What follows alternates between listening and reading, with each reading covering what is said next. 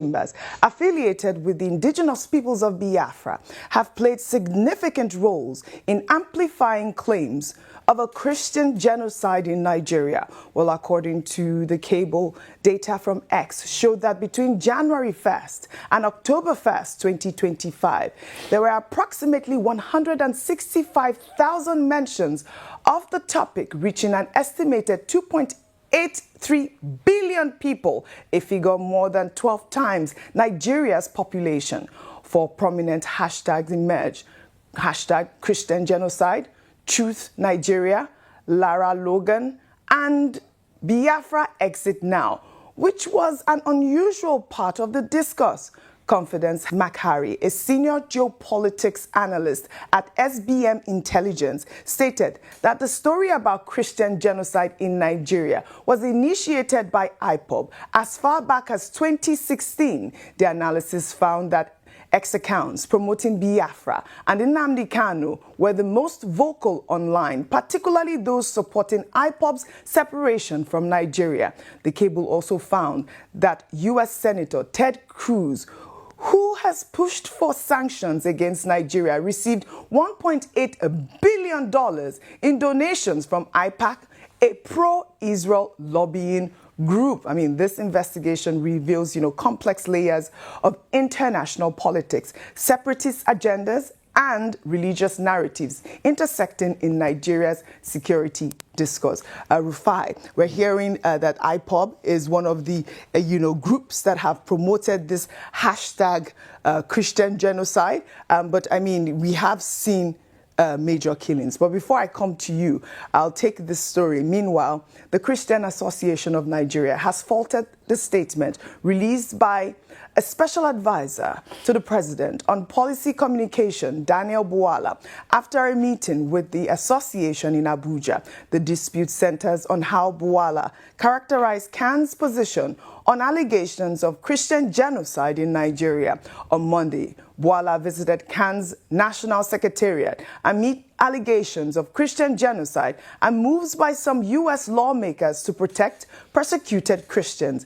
In his statement, Bwala quoted CAN President Daniel Oko as referring to the issue as so-called Christian genocide narrative. However, in a statement on Tuesday, Oko said the association did not describe the killings as so-called Christian genocide, stating that Bwala's release falsely suggested that the association downplayed the killings of Christians. And I'll read CAN's statement in part. The Christian Association of Nigeria wrote, "CAN made it clear that its position on this issue has long been established and remains unchanged. Across many parts of northern Nigeria and the Middle Belt, Christian communities have suffered repeated, organized, and brutal attacks, which have left thousands dead, villages destroyed, and families displaced."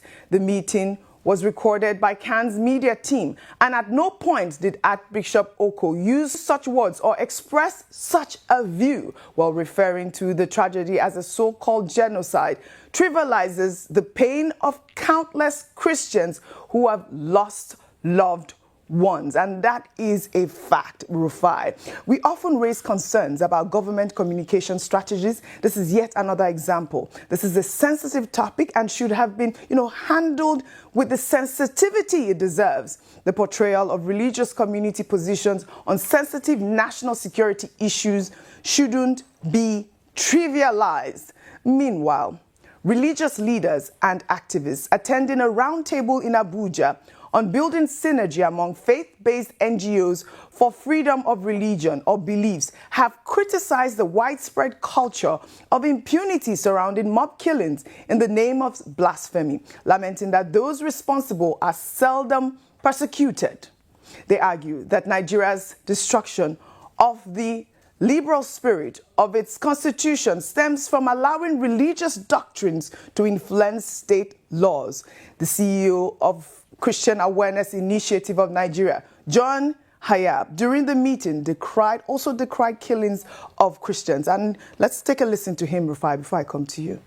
Nigerians are being killed, and Nigerians are crying that this killing must stop. Fortunately for us, Ted Cruz started the conversation in America. But we too are the victims, and we are saying this conversation affects us and do something to stop it. So if you want to stop anything, just stop the killing. That's all. If this killing is not stopped, then this conversation will continue to generate other issues. Stop the killings. Prove that you don't want this killing. Let victims see that you don't want these killings. Parents, relatives of victims realize that those who kill their loved ones, the law is going after them. And Mr. Joseph here has made the exact point. If we want this whole thing to stop, we have to stop the killings. It's not about painting Nigeria in a bad light or not. We have actually seen Christian killings. And there are videos of mass burials in Plateau State that have, resurfaced online showing, humongous coffins and all of that. It's really a sad situation, but we shouldn't trivialize it. I'd like for you to, talk about Khan's clarification with Daniel Bwala apparently trivializing the sensitivity of these Christian killings as well. I think the attempt by the cable to rope IPOB into this, I think is highly condemnable. Because when you check the data and the statistics, not only IPOB that has been talking about the killings of a lot of Christians in this country. And I think let's not sway into tribal divisions. It's not fair. It's not fair. What do you mean tribal? Ipob is a group? No, Ipob is a group that is tilted towards a particular group. You saying that it was only Ipob that have been talking about Christian genocide online accounts lead to Ipob is very tribalistic in nature. Not that I support everything IBOP has done. Other groups have talked about it. The likes of Father Kuka has been speaking about the killings of Christians in this country. Even Reno Mokri have been speaking. If you want me, if you have the time, I can read some of Reno Mokri's past tweets as regards the killing of Christians. Yes, he was a huge campaigner of freely Ashari. Yeah, freely Ashari. So I can talk about, the attempt for you to say is not only IPO. Even Father Kuka, most of the people that... No, I don't think, to be fair to the cable, they did not say only IPOB. They listed, if I did send you the investigation. I saw it, but what was said... It wasn't just only IPOB. What was said was that accounts leaked to IPOB. You can go back and read the story. Yeah. This is not the time for tribal baiting. Please. It's not going to move us forward. I'm saying that because, Oji, I love this country so much. And when narratives like this start to jump, we start to go, no. Everybody has talked about Christian genocide. We have all been affected one way or the other. People have been affected. But what we're also saying is, I'm also part of those advocating that, please, I don't want Nigeria to be on that list of countries of concern. Because it's not going to augur well for us. And that's why I'm saying government agencies, go speak to them, while we also find a solution to the killing internally here. But for the fact that we are trying to say it's not happening, no, don't lose me there. It is happening. All this one that you're seeing in Benue, it's not that is it Ipob that recorded this video? No. It is happening. We have a problem on our hands. Christians and Muslims are being killed. Should people even be killed in this large number in the first place? I think that's the question we should ask ourselves. Look at people that have been buried today. So while we go to liaise with them, we should also speak the truth. And like I also said, please, anybody that's not trying to use the propaganda and turn things around. Because see, in fact, let me even read some, statements attributed to Father Kuka in the past. In an interview, he affirmed that there's violence against Nigerian Christians and had the characteristics of genocide according to international law. This is a 2020 interview. So we've all said this in the past. There's even an ECHO report by the UK, Kuka's comment in 2020, followed by ECHO finding of June 2020 report by the UK All-Party Parliamentary Group for International Freedom of Religion titled Nigeria Unfolding Genocide. So please, how we can stop it and stop this blasphemy? I mean, we've been here where we've talked about issues of blasphemy of some sort now. And the way people have been out there. Well, we're not here when we talked about, I had not joined the Horizon. Eunice Olawale's case was longer. But other people that they keep, it's not Deborah's case. Deborah, which is still... it's not Deborah's case. We talked about Deborah's case. And no one. And what, see, Oji, let's even tell ourselves the truth. What happened after Deborah's case is the shocking one. When the people were arrested, didn't the city erupt? Weren't there squabbles? Weren't churches now attacked? I mean, let's tell ourselves the truth in this country. Right. So please, everybody has been talking about, let's solve the problem. That's all that matters. And as regards the tanker accident, the point I just quickly want to make is, Ayo, you see, culture will eat strategy for breakfast. If an accident happens in civilized parts of the world, the area is first cordoned off.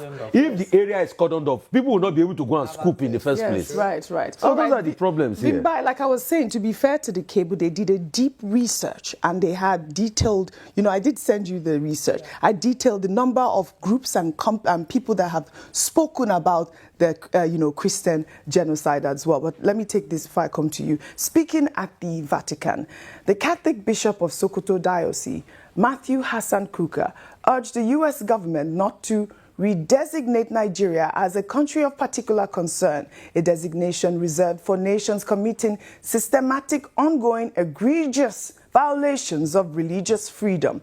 Kuka argued that a CPC status would hinder current government initiatives aimed at resolving Christian persecution. He also warned that the designation would only increase fears, tensions, sow doubt, open windows of suspicion, and allow the criminals and perpetrators of violence to exploit. Instead, the bishop appealed for the U.S. to lift the weapons ban to allow Nigeria to better fight extremist group. We're seeing that there's even a weapons ban from the United States, and which is a huge call. I think this is how we begin to tackle this menace of genocide in Nigeria.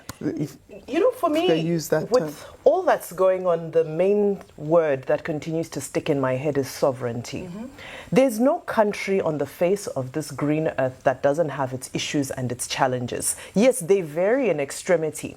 However, it is the onus of that country to resolve its problems. We cannot invite outsiders, foreigners, to come and solve our own problems. It has been done in the past, not just in Nigeria, in several places. It does not solve problems. It does not lead to the best interest of the Nigerian citizen. Because when you call a country X, Y, or Z to come and solve your problem, that country is looking after its own specific interest. So our local advocates, our local politicians, our local, whatever they may be, the first thing is to prioritize Nigeria. I understand that it may be in good faith that people run overseas to see who can help them because they feel they're not being heard locally. But let this be a warning that help from overseas has proven to always be detrimental to countries and to the locals in most cases around the world. Here in Africa, the examples are endless. Which country that is resource rich has not been ridden by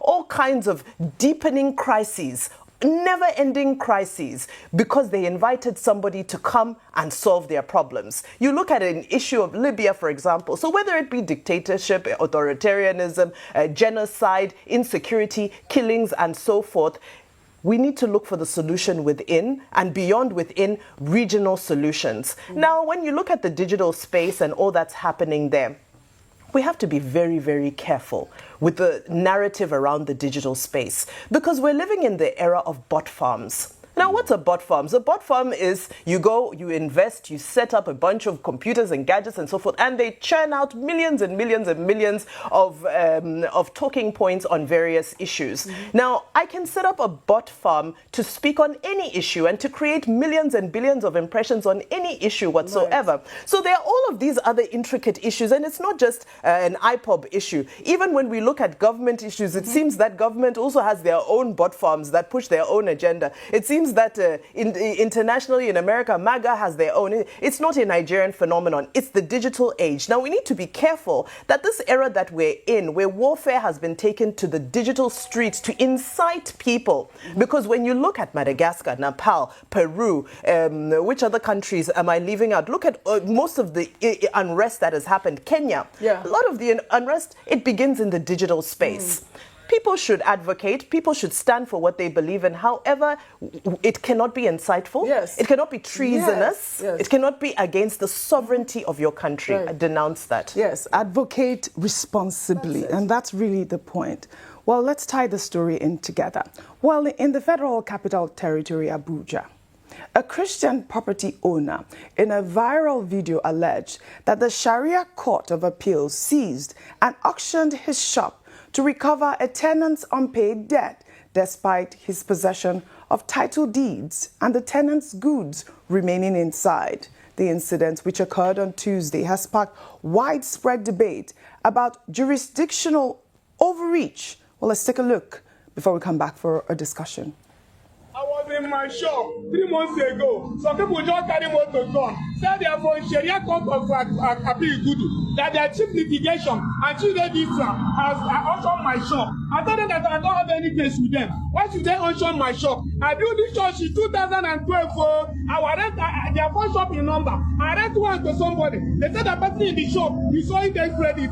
I told the person owner, why can't you provide his goods? That the goods in that shop. They don't care about the goods. They say what they know is they want to take that shop. I tell them the side should come to the court and tell them this I'm the owner of the shop. I go there. Even though I'm a Christian, I tell them why should a Christian go to Sharia court? They say I must stop if I'm the owner, that they will leave me my shop. I take all the documents to them. Even when I read here, they even see the document, say they will do investigation. All I see today, they just come here, carry paper come, say that I auction the shop, that they are doing handover. Because I'm a Christian, because I'm Ipob, they collect my shop, Sharia court. Even if they will follow the law, as a Christian, what I have to do with Sharia court? Don't help me, oh! Don't help me, oh! Don't help me, oh! Nigeria help me, oh! My life finish, oh! My life finish, oh! My life finish, oh! I do that, not enough.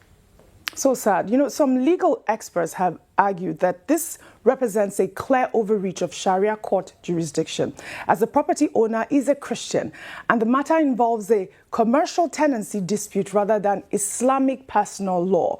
The 1999 Constitution explicitly restricts Sharia courts to matters of Islamic personal law where all parties are Muslim and have consented to the court's jurisdiction.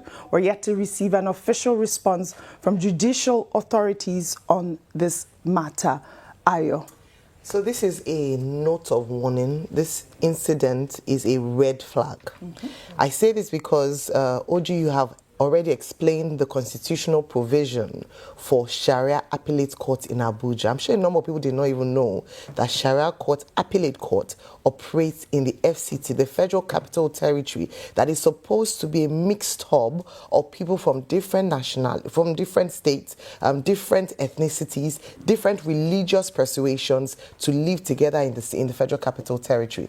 To now see, as you already mentioned, the overreach of the Sharia court. The first instance is that I believe that it's high time for us as a nation to revisit this Sharia court provision. Because if we're saying that Nigeria is a secular state as stipulated in the Constitution, why do we have a court that is Islamic in its foundation, in the way it dispenses justice? And then when you talk about judicial or jurisdiction overreach, we see that it's a personal matter. So Sharia court, appellate court, is meant to deal with issues around marriage and family, estate and succession, capacity, mutual consent. So matters, civil matters like that. And like you said, emphasis on all parties must be Muslim. When they begin to now interfere in matters that have to do with Christians and Muslims, then we have a problem. But that's what happens in life. Once you give an inch, you will take a mile. And that's why I'm saying that we need to revisit this. As long as the Christians cannot ask for their own special court for Christians alone, we are raising a state of anarchy and is a judicial system where the lines are blurred and justice is interpreted based on religious sentiments. In saying this, like now turning up all the other stories around, Nigeria, CPC, whether or not there's Christian genocide, this attack against Christians is this. I want to appeal to this administration. Recall that when the president, for the first time in a very long time, decided to go with a Muslim ticket, these were some of the concerns that were raised. Yes. The optics don't look good. You might not say, oh, there's no relation, but the truth is that people raise concerns around this. And if this is exacerbated under this administration, then it speaks very bad about how they've been able to manage Christian-Muslim relationships under this administration. All right. All right. I mean, we're yet to hear from the judicial authorities on this matter. As soon as we get more information and more details on this matter, we will bring you, our viewers, up to speed. In any ways, they say that Abuja, I'm getting a comment saying Abuja is under the penal code as part of old northern Nigeria region. So, I mean, until we see the documents on why this man's shop was seized, we will, make our final conclusion on the story. And we'll continue to bring our viewers up to speed. Well, in Yenagoa, Bayelsa State, Residents of Akenfa Ipob took to the streets on Tuesday to protest an abandoned bridge project that has been left unfinished for many years. The protesters blocked the road to express their frustration and are calling on the government to take immediate action to complete the project. Let's take a look.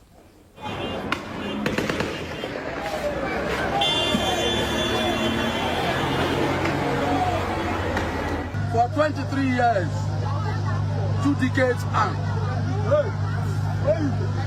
this bridge is now a death trap to the indigenous and non-indigenous of Akenfa community and Bayelsa at large. We are calling on the state, because state have its power, to tell NDDC to finish this job. With this, we don't have any other option. We said we have written letters, several letters. Let them come and complete the bridge. This is what we are asking.